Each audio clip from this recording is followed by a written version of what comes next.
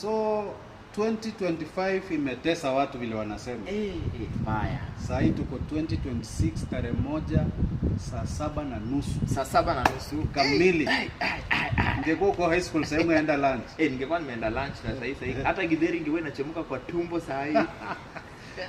So watu wengi wamefanya resolutions.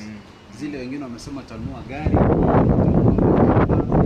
Watu wengine wamesema watarudi shule. Wewe yako umeandika vipi? Simple. Mimi nimejipanga. Niko na vitu nataka nifanye hii mwaka. Lakini lazima na look back. Kuna kitu ilinipita last year December bwana. Na iliniuma vibaya sana. Bado sijahii.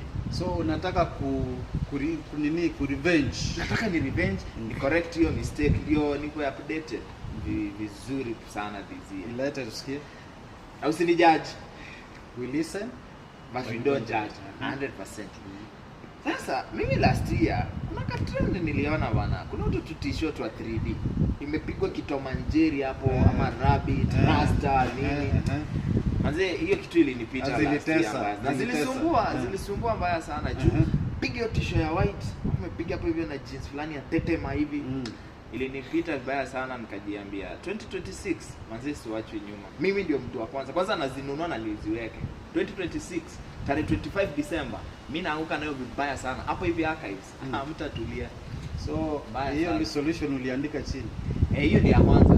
New year new me. Ilitoka hapa. Toka hapa. Tomanteri hizo sasa ndio solution. Saitani.